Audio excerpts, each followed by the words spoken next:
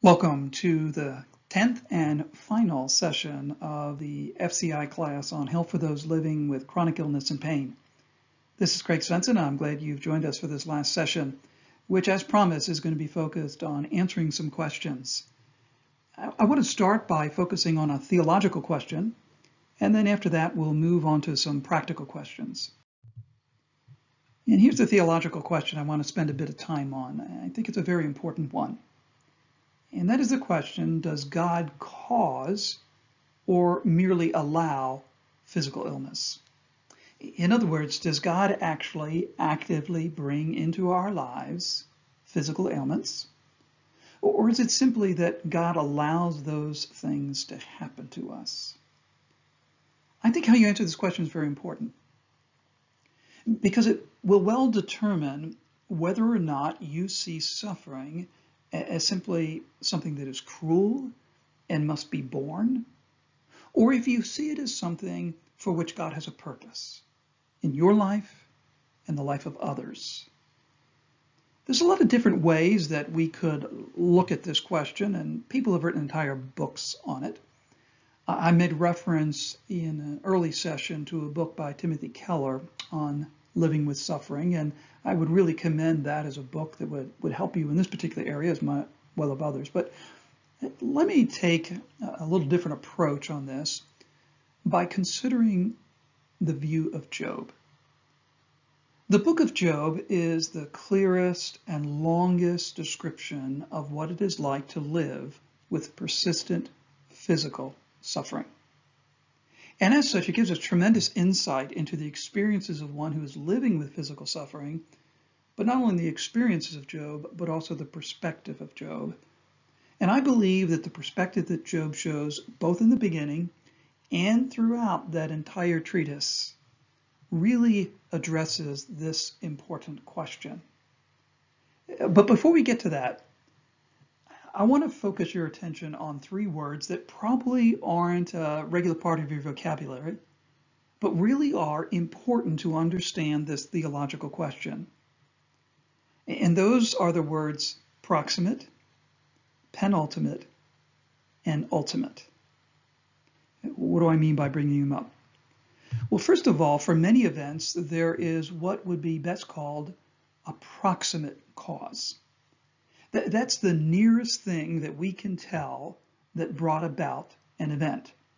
Your elbow bumped into a glass and knocked it off the table. Your elbow was the proximate cause.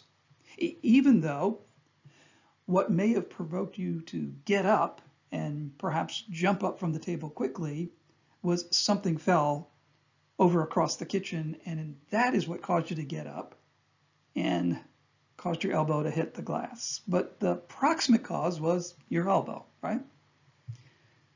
Then the second term is penultimate.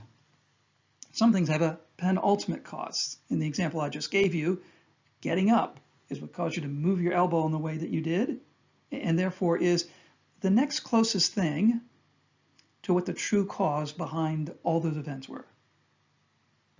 And the ultimate cause was something that fell across the room that prompted the chain of events that ultimately resulted in you knocking over the glass. And we can see each of these playing out in the experience of Job in the very first chapter that will help us understand this whole idea of whether God is merely allowing physical illness, or is he ultimately the one who is responsible for it. Consider what we're told in the first chapter of Job, beginning in the 6th verse. Now there was a day when the sons of God came to present themselves before the Lord, and Satan also came among them. The Lord said to Satan, "From where have you come?" Satan answered the Lord and said, "From going to and fro on the earth, and from walking up and down on it." And the Lord said to Satan, "Have you considered my servant Job? That there is none like him on the earth, a blameless and upright man who fears God and turns away from evil?" Then Satan answered the Lord and said, Does Job fear God for no reason? Have you not put a hedge around him and his house and all that he has on every side?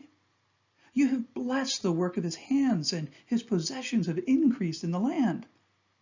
But stretch out your hand and touch all that he has, and he will curse you to your face. And the Lord said to Satan, Behold, all that he has is in your hand. Only against him do not stretch out your hand. So Satan went out from the presence of the Lord. Notice the first words I haven't read here.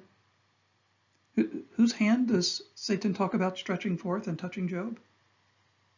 He says to God, your hand, because God is the ultimate cause behind all things. And the Lord turned to Satan and said, all that he has is in your hands. You're free to grab it. Satan earlier talked about the fact that God put a hedge about Satan.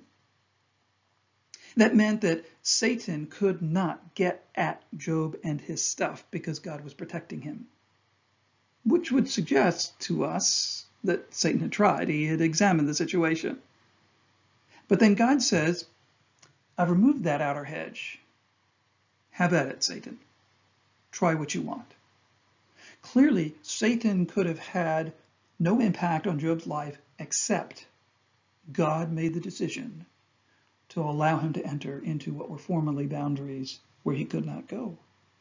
God ultimately was behind it, but Satan is the penultimate cause. Now in the next sections, we'll see the proximate causes. So we're told then that there was a day when his sons, meaning Job's sons and daughters, were eating and drinking wine in their oldest brother's house. And there came a messenger to Job and said, the oxen were plowing and the donkeys feeding beside them. And the Sabeans fell upon them and took them and struck down the servants with the edge of the sword, and I alone have escaped to tell you. Who took the oxen? Who took the donkeys? Who struck down the servants with the edge of the sword? The Sabeans. They were the proximate cause of this specific calamity. But we know from verses just before it that it was Satan who moved the Sabeans to do this. He was the penultimate cause, but we know also that God was ultimately behind it all. Verse 16 says, while he was yet speaking, there came another and said, the fire of God fell from heaven, probably a reference to lightning, and burned up the sheep and the servants and consumed them, and I alone have escaped to tell you. The proximate cause was the fire from heaven. But we know Satan was behind that. This was Satan's doing. The chapter goes on. While he was yet speaking, there came another and said, the Chaldeans formed 3 groups and made a raid on the camels and took them and struck down the servants with the edge of the sword, and I alone have escaped to tell you. Who took the camels? Who struck down the servants? The Chaldeans. They were the proximate cause. But we, again, know that Satan was behind it. Then we're told, while he was yet speaking, there came another and said, your sons and daughters were eating and drinking wine in their oldest brother's house. And behold, a great wind came across the wilderness and struck the 4 corners of the house, and it fell upon the young people, and they are dead. And I alone have escaped to tell you. What caused the collapse of the house and the death of his children? A great wind. That was the proximate cause. And yet, we know the backstory, that Satan was behind that. This was his doing. Notice how Job responds to all of this. Then Job arose and tore his robe and shaved his head and fell on the ground and worshipped. And he said, naked I came from my mother's womb, and naked shall I return. The Lord gave, and the Lord has taken away. Blessed be the name of the Lord. In all this, Job did not sin or charge God with wrong. Job knew, because he heard the reports, that it was the Sabeans and the Chaldeans who had robbed him of his stuff and killed his servants. He knew that it was fire from heaven that burned up other possessions. And he knew that it was a great wind that blew down the house and took the life of his 10 children. But those proximate causes weren't really important to Job. He heard it all. He knew it. But yet he knew the ultimate causer, and that was God. He says, the Lord gave, and the Lord has taken away. Blessed be the name of the Lord. Now, he did not know the backstory. He did not know what transpired in heaven and that the penultimate cause was Satan. But he did know the ultimate cause. And that's the only cause that really matters. Here is what I believe is the resounding message from the book of Job. God is in control of all things at all times. God is in control of all things at all times. Job believed that firmly. And as you journey through the book of Job, you will find that there's a long period of time where Job is struggling in his faith. He is struggling with his affliction. He expresses a desire that he wishes he had never been born. He goes on to express a desire to wish that he would die. He comes to a point where he even sees God has become his adversary. But there's one thing he never wavers in, and that is his belief that God is in control. He believed with absolute certainty that all that happened to him was from the hand of God. And the Bible tells us that Job didn't sin in saying that. He wasn't wrongly charging God of something that God wasn't doing. God was behind it all. And I think that is the steadfastness of which James speaks of when he tells us to remember the steadfastness of Job. Job was steadfast in recognizing that God is in control of all things, even the bad things that enter into our lives. So I believe in answer to that question that God is the ultimate cause of all things. There are other things that are involved. There are proximate causes. There are penultimate causes. There are things that Satan, by his designs, carries out. There are things that evil people, by their designs, carry out. There are times our own sin brings consequences. But ultimately, God is sovereign and is behind it all. And what that means is there must be a purpose in it. There must be a purpose in what is happening, that God will use it ultimately for our good and for his glory. We may not understand or see how that could be in the moment of affliction, but we know it to be true. And like Job, we can say, the Lord gave, the Lord has taken away. Blessed be the name of the Lord. I hope that helps you. I think that is the message that we find throughout Scripture. You remember the account of Joseph. The reality that Joseph struggled with this sinful acts on the part of his brothers that put him into slavery and all that he went through. But in the end, he could say to his brothers, you meant it for evil, but God meant it for good. His brothers were the proximate cause of his suffering. They sold him into slavery. But he knew that the God of heaven was behind it all and had a greater purpose, and that his affliction was for a reason and accomplished a part of God's purpose. And whatever affliction you might be going through, whatever suffering you might be experiencing, I believe that you can stand in that same confidence. The confidence that God does have a purpose behind it. God is accomplishing something in and through you in the midst of this affliction. And in the midst of that affliction, then, we can know that our God is still in control. He's on the throne, and what has happened to us is not an accident, nor is it simply cruel and without purpose. It may be hard, but it has a purpose, and God will accomplish his will through it. Well, let's move from there on to some practical questions that you asked. And one of the questions is, how do I deal with new symptoms? And this is a problem that people really struggle with who live with chronic afflictions that wax and wane and that overall are degenerative in nature. In other words, their health is going to get worse over time. When do I do something about new symptoms? When do I get it checked out? When do I make a decision that this is something that needs to be investigated carefully? This is such an important issue. I actually have a whole chapter that is focused on this issue in my book. But let me give you a couple of guidelines. First of all, it's important to remember that people who have chronic ailments get new illnesses just like everybody else. And so it's important not to assume that new symptoms are just a manifestation of your existing disease. I give an example actually in my book of where that happened to me, and it turned out it wasn't a new manifestation of MS, and it was something that was correctable. And so it is important to remember that those of us who live with chronic illness get other things too. And so we don't want to automatically assume that it is the underlying disease that we have. It's also important to realize that experts often don't agree on whether or not new symptoms are relapse or a worsening of a disease. The area that I know the best, just because there's been so much written about it, and that's an area that I read in a lot, as in multiple sclerosis. And people with multiple sclerosis will from time to time have relapses of the disease. Neurologists can't agree what constitutes a relapse. When do you say that new symptoms are such that you would classify that person as having a relapse? There's not full agreement on that.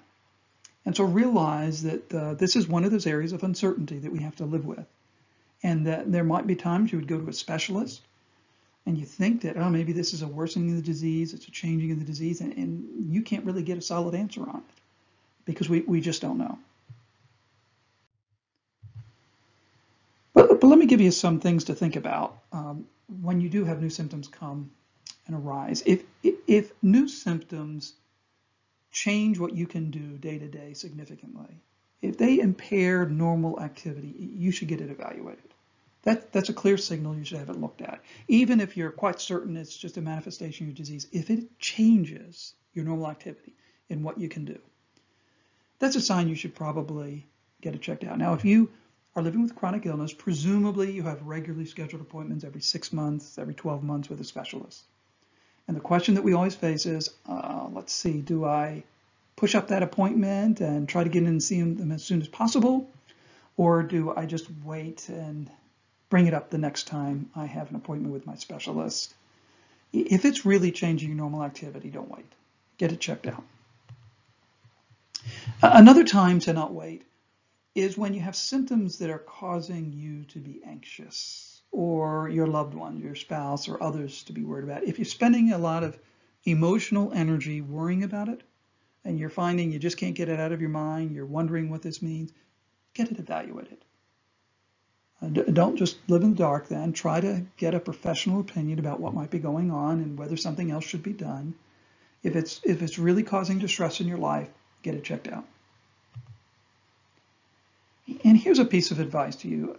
Sometimes I've heard patients say, I don't want to bother my neurologist, or I don't want to bother my rheumatologist. She's really busy and her schedule's always so full. Listen, there's two things to keep in mind. People go into specialty areas because they're interested in complex disorders.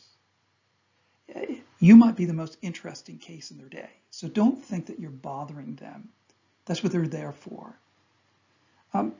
The other thing to recognize is specialists will have times scheduled in their day, just like someone who is a primary care provider. They'll have times scheduled for same-day appointments because somebody is having an exacerbation of the disease, because somebody's got something new. So don't feel like you're going to mess up their whole schedule. They plan for people that will call that need to be seen quickly. Maybe it's not that same day, maybe it's that same week. Now, if you have symptoms that you're uncertain, well, where do I go with these symptoms? Do I see my primary care provider? Do I go see my specialist?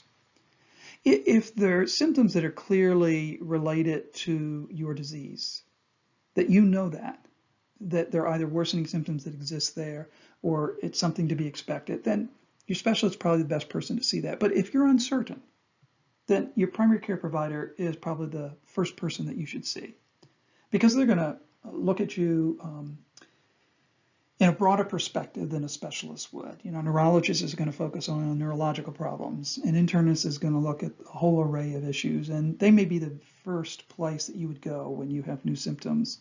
And their response might simply be, yeah, I think this is an exacerbation of disease. You ought to call your specialist. And they can give you a sense of the urgency of that. Just some guidance for dealing with new symptoms. You ought to ask, are these symptoms an extension of something I've already been experiencing, or are they completely new? In other words, I have a numbness in part of my leg, but now it's the entire leg. Or now it's not just I'm feeling this symptom occasionally, now it seems to be there every day. Well, that's different than this is completely new symptoms I've never had before.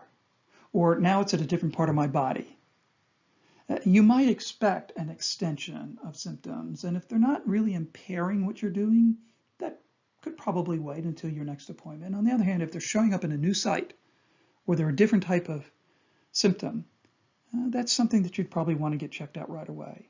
Particularly if the disease is something where there are certain interventions that people could do to minimize that. So, for example, for some people who have immune-mediated diseases, there are things like steroids that you treat people with acutely to try to decrease exacerbations of disease, but you have to jump on it quickly to do that. So new symptoms, new area, and that might be a time when you want to have somebody look at it pretty quickly and not just wait. The other thing to ask is, are they expected with your disease? Is what you're experiencing something that is to be expected? If you know it is something that's expected with your disease and it's really not impairing, it doesn't seem real serious to you, but you're recognizing it, that's probably something you could wait until your next appointment. On the other hand, if it's something that is really new, it might not be impairing you much, but it's a new symptom that's persistently there. That would probably be a sign that you'd want to get it checked out and not move up an appointment earlier. Another key issue is, are the symptoms getting worse or are they improving? If you wake up one day and you have a new area of numbness and it kind of lasts the day, the next day you wake up and you know what, it's getting better, that's a different response than it's not improving, it just keeps the same or getting worse over several days. Something that's getting worse or remains the same is probably something you want to get looked at. It is advisable if you're living with a chronic illness, particularly one that's going to expect to potentially degenerate over time, to have a conversation with your clinician in advance and say, okay, what are the things I should look for that should cause me to call your office and try to be seen right away as opposed to waiting to my next appointment? Now, I will tell you, having seen a number of specialists for a variety of diseases over the years, I've never had anyone bring this question up. I've had to raise it myself. But I think it's important to do that as a patient, that you get a clear sense of what they think suggests urgency, that you ought to see them right away. Now, they'll probably give you some guidance and then in the end say, but if you're ever concerned about it, don't hesitate to call my office and we'll check it out. And I've never heard a clinician that felt otherwise. And this goes back to what I said to you earlier. Don't feel like you're creating a burden for them by contacting your clinician and asking to be seen, or even ask to be triaged by, many of them have a nurse that will triage your symptoms. Don't hesitate to do that. I mean, that's why they're there. They are there to care for patients, and don't think that you're being a bother for them. Another question. What about vitamins for treatment and prevention? I talked about dietary supplements and nutritional supplements and other alternative therapies and how you think about those. But one question was, what about vitamins? Vitamins that are used for treatment or to prevent or for overall health. This is a really big area.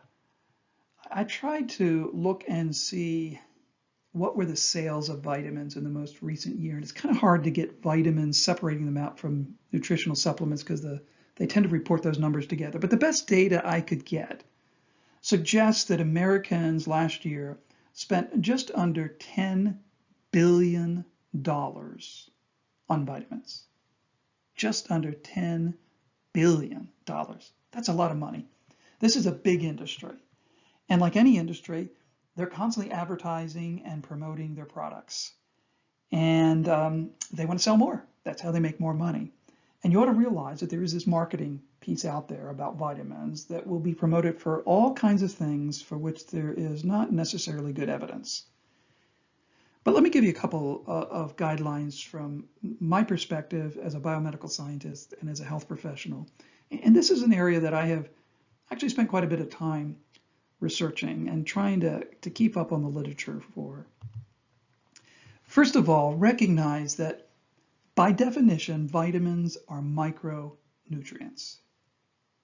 Now, what that means is you only need tiny amounts of them. Biochemically, what vitamins do is they help certain reactions take place in your body, and you only need very, very small amounts of them. Large doses of vitamins are simply irrational. They don't make any sense when you recognize how vitamins are used. And there are some limited times when they can be dangerous. I'll give you an example. There are many people who promote large doses of vitamin C to treat the cold, to prevent cardiovascular disease, to prevent cancer, all kinds of things. And there's lots of people who take really large doses, gram doses of vitamin C. The simple fact of the matter is your body cannot assimilate large doses of vitamin C. If you take large doses of vitamin C, I guarantee you most of it's going to end up in your toilet. That's where it's going to go. You can't absorb a large portion of it. And what you do absorb, for the most part, is going to show up in your urine. You're just not going to be able to assimilate it. It makes no sense at all to take these very large doses. And that really comes if you understand how vitamin C and other things get absorbed and how they get excreted from the body. And actually, that's one of my major areas of expertise. And I teach this to students, and I always jokingly tell them, if somebody comes into your pharmacy and wants to take 5 grams of vitamin C a day, I tell them just have them go ahead and buy it and take 500 milligrams and swallow it, and then take the remaining 4.5 grams and dump it down the toilet and flush it, because that's where it's going anyway. Why would you want to be the middleman, right? The simple reality is you're wasting vitamins by taking very large doses. There are some limited circumstances where large doses could actually be dangerous. Vitamin C would be an example. If someone is prone to certain types of kidney stones, you can actually have vitamin C enhance those kidney stones. There are fat-soluble vitamins where it can really be dangerous. Vitamin A would be the biggest example of taking higher than recommended doses of that can actually cause serious toxicity. But overall, there just isn't support for the idea that taking large doses of vitamins is good for your health. There were some small studies early on that suggested large doses of vitamin C were helpful for the cold. It just hasn't stood up over time. It simply has not. In fact, apart from people who have clear deficiencies and preventing neural tube defects, meaning pregnant women who take folic acid, and those of you ladies who are listening who have had children, you probably had folic acid supplements. Clearly, giving folic acid, you can prevent neural tube defects. Apart from those two circumstances, there is no good evidence to support non-dietary vitamin supplementation. In other words, taking vitamins from any source other than your diet. There really isn't. If somebody has a deficiency that's been documented by measuring levels, then yes, that can be true. Now, what you will find is that over the years, different vitamins have become popular, and there's people who focus on specific vitamins. For a long time, it was vitamin C, then vitamin B, and now it's vitamin D. And there's all kinds of people who are trying to diagnose people as having, well, you have a normal vitamin D level, but I still think you're low, so we should supplement you with vitamin D. Now, if somebody truly has low levels of vitamin D, it's rational to give them vitamin D to bring it up. But the idea that you're normal vitamin D levels but still need vitamin D supplementation is just not supported by the evidence, but it's become very popular today. Many people will then ask that question, well, all right, I'm not taking large doses, but what about just a daily supplement? And you know, there's many brands out there that sell a daily multiple vitamin with minerals. You probably don't need it if you eat a normal diet. If you have a specialty diet, for example, if you're going on a diet for many weeks because you're trying to lose weight, might not be a bad idea to take a daily multiple vitamin with minerals just because you may not be getting it in on your diet. If you take one and you have a normal diet, there's essentially no evidence that it's going to cause you any harm. So you're not going to hurt yourself taking a daily multiple vitamin, but you probably simply don't need it. You probably get enough from your diet. Now, there are some people who have certain bowel diseases that for them it may make sense to specifically take a daily vitamin because they're not going to absorb the normal amounts because of their disease.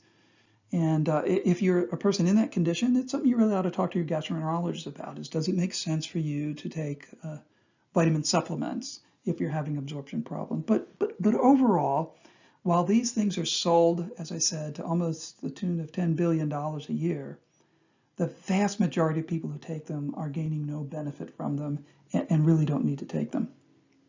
I guess I probably should add one more comment. There's lots of people today who talk about nutritional supplements and vitamins or a diet that will boost your immune system. It's really, really popular. There's all kinds of books out there, all kinds of programs out there, and people promoting boosting your immune system through your diet, through vitamins, through supplements. I can just tell you there's no good evidence that you can do that you can boost your immune system by what you eat, or you can boost your immune system through vitamins you take or through supplements you take. It's just not really supported, and it frankly doesn't express an understanding of underlying physiology and how the immune system works. Another question that came in was, what about new drugs that are supposed to be better, the latest and greatest thing? When a new drug comes out, should I switch? If I'm taking a drug right now and a new drug comes out and it's supposed to be better, how do I think about whether I should take that new drug? Let me give you a couple of ways that I think about it. And frankly, I teach on this subject about new drugs and risk and how new drugs get approved, etc. It's really important to recognize that drugs consistently work better in clinical trials than they do in clinical practice. There's lots of reasons for that, but one of the most important reasons is that in clinical trials, many types of patients that are the most complicated are excluded from new drug trials. And there's a lot of reasons for it. It's much harder, and you need a larger population of people if you have very complex patients in it. So many types of patients tend to get excluded from clinical trials. And as a consequence, when those drugs actually get introduced to the market, overall, they tend not to work as well as they do in clinical trials. It's also true that when you do a clinical trial, there's a lot of other things that are associated with that clinical trial that may benefit patients that won't exist in an environment where there isn't a clinical trial. So because something has been shown to be better in clinical trials, in the end, doesn't mean it's going to turn out to be that way in clinical practice. In fact, you commonly hear physicians say, you know what, I know this is supposed to be better, but it's not been my experience that this is a better agent. And that's not surprising because of the way clinical trials are done. But here's something else is very important. You want to know not only about how effective a drug is, but you also want to know how safe it is. This is something that is very, very difficult to determine in clinical trials. There's a lot of work that goes into assessing the safety. In fact, the very first studies in which a new drug is given to human beings is really designed to determine its safety, not whether it works or not, but whether or not it is safe. That's the very first time drugs are given to human beings. That's what you test, is its safety. And as they go through a variety of other assessments or a variety of clinical trials, safety is something that's looked at. The problem is some of the most serious adverse effects that occur with drugs occur at a low frequency. Now, let me explain what I mean by that. There are some adverse reactions that are really serious that only occur in 1 in 100,000 patients, or even 1 in 1,000,000 patients. And yet in clinical trials, Most drugs make it to the market, and they have not even been studied in 10,000 patients yet by the time they get on the market. There's some exceptions to that, but it's unusual. You might be hearing of the recent vaccines for the SARS-CoV-2 virus, and you're hearing about 10,000s of patients. This study's looking at 30,000. This study's looking at 25,000. That's really big for clinical trials. Clinical trials generally do not involve those large numbers. Now, vaccines, you can do it because you're looking to prevent something, so you give vaccines to healthy people. But when you're looking at drugs used to treat a disease, particularly if it is an unusual disease, a disease that doesn't have high frequency, you're not going to study it in that many patients. Commonly, it's 5,000 to 6,000 people total that have received the drug by the time a drug makes it to the market. So what that means is if you have a reaction that occurs at a frequency of 1 in 10,000 people or 1 in 100,000 people, for example, you're never going to see it in clinical trials. You're not going to see it until that drug gets on the market and is now taken by millions of people. What that means is it'll take time for the drug being on the market before any of these unusual adverse reactions get pulled off the market. And that's why occasionally you'll hear about a new drug that is advertised as being a great improvement over what we have out there. And then 2 years later, you hear that it's pulled off the market. Why? Well, now it's been studied in millions, and now we realize there's a infrequent but serious adverse reaction such that the safety profile of the drug is that the FDA decides it shouldn't stay on the market. And I could give you a whole list of drugs with which that has happened too. And so for that reason, I'm always cautious about the idea of going onto a new drug that's just been introduced to the market. Now, sometimes you don't have another option, and so that's a good choice. Sometimes it might be that the drug that you're taking really isn't working, and so you're looking for something. But if you're being treated fairly well with a drug, you're better off staying on that and let clinicians get some experience with a new drug before you make a switch over. To me, the case for switching from a drug that is working to a new drug needs to really be compelling, because we don't understand the safety profile of a new drug until it's been on the market several years. So my view is it's got to be a real compelling case to go off of a drug that is working fairly well for you to shift over to a brand new drug, at least for the first several years until there is more experience with it. Another question came in is, should I participate in or even go look for clinical trials? And is this something that I should do if I've got a disease, an unusual disease? Let me acknowledge from the outset that I don't approach this in an unbiased way. I've been involved in conducting and leading clinical trials in my professional career, so I obviously have a certain perspective that I come with from this. And so let me acknowledge that bias at the front. But the truth is, medicine can't advance without clinical trial participation. If people were not willing to be in clinical trials of whether they were new drugs or existing drugs to be used in a different way, we would never advance the treatment of diseases. So it's real important that people have a willingness to participate in clinical trials. And that doesn't mean you in particular should participate in a specific clinical trial, but in the general principle, if patients aren't willing to enroll in clinical trials, advances in medicine will come to a stop. We would never have a new vaccine. We would never have new drugs. We would never have new surgical procedures, and on we could go. So clinical trial involvement is really important, and it is a way for patients to contribute to the advance of our knowledge and ultimately help patients. It's also important to realize that trials for new drugs go through a rigorous approval process. A local clinician can't just decide to do a trial on a new drug on their own. There's a very rigorous process that the FDA goes through, reviewing years of scientific study, even including very important manufacturing information to make sure that the manufacturer can make this stuff consistently and safely and purely. And the FDA goes through that process and makes the decision about whether somebody can give this to humans for the first time. And then those very early trials of just looking at safety are very highly controlled. And then if everything works out okay, now they can start looking at it in patients with the disease.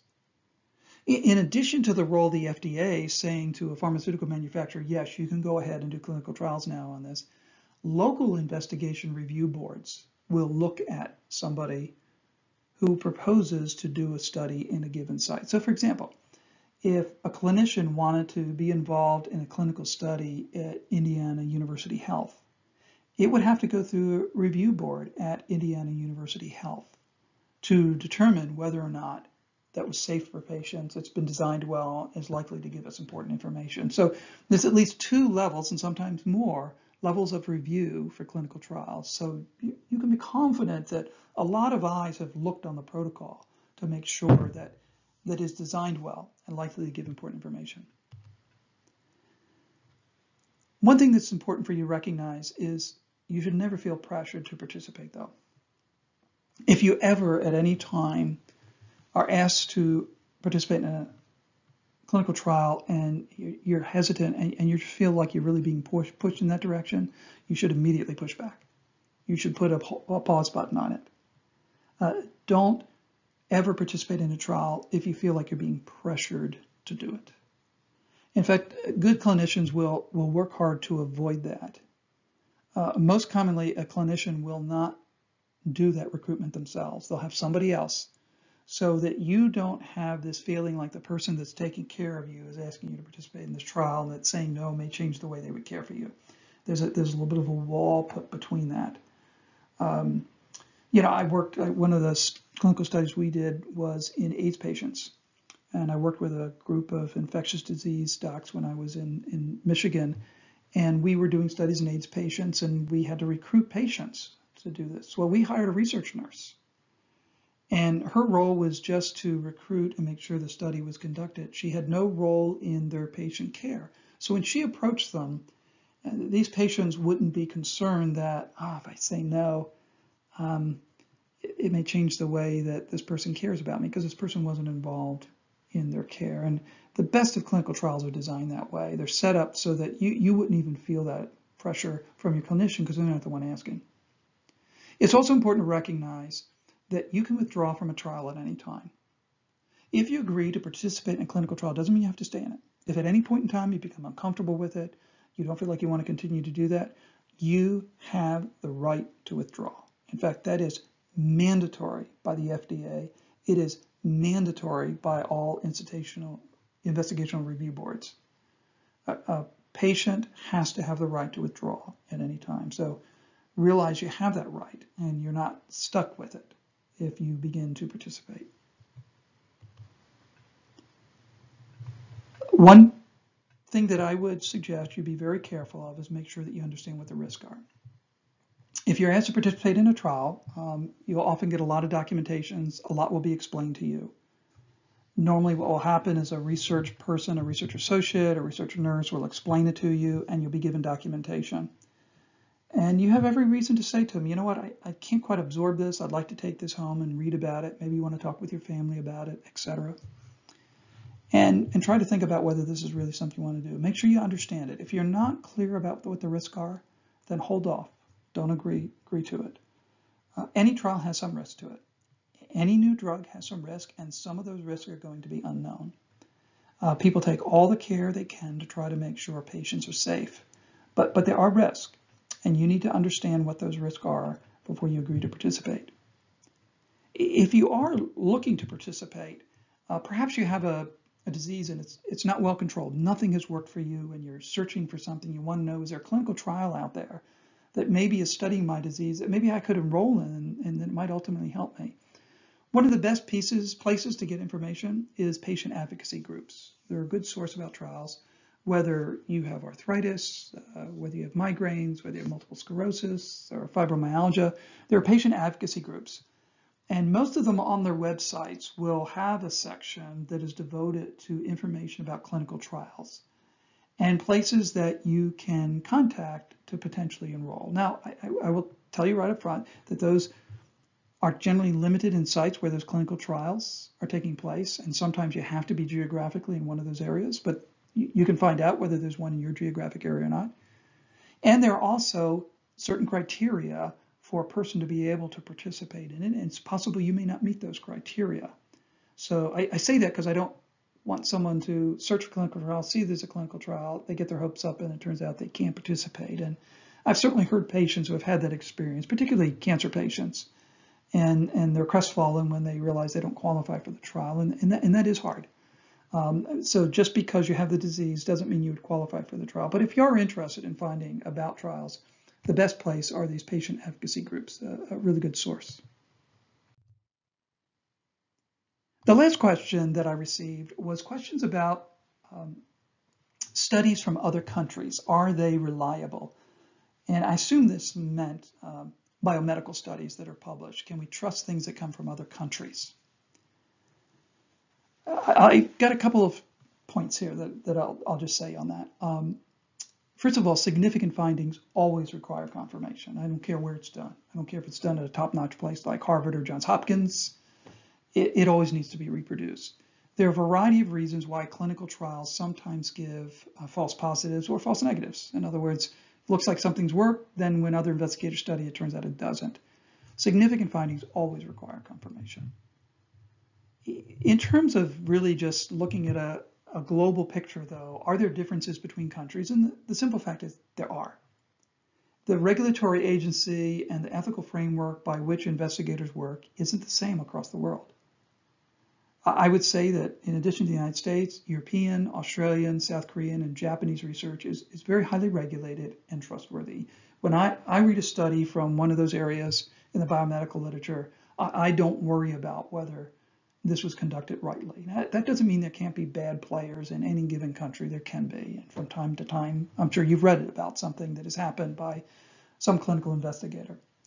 But overall, these are countries that have careful control over studies that are done. They have a high degree of ethical practices, and you can trust what comes out of them.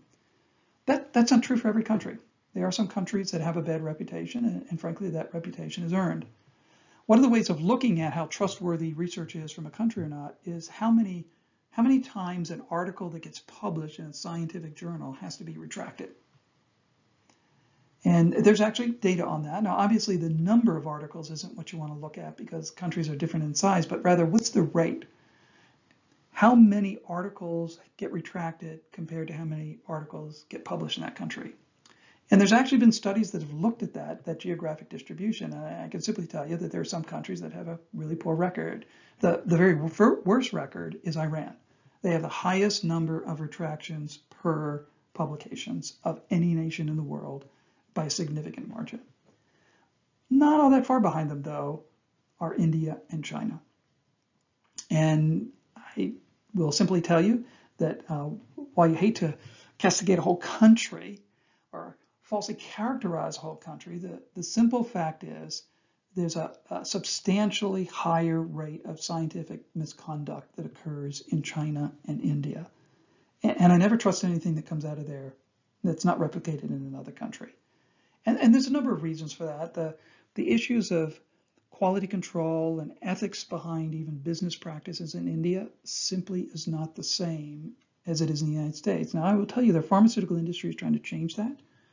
They have actually tried to hire expatriates from the United States, people who grew up in India, were trained in the United States, worked in pharmaceutical industry in the United States for many years, and therefore learned quality control and other areas in the United States, and they recruit them back to India, hopefully that they'll teach other people.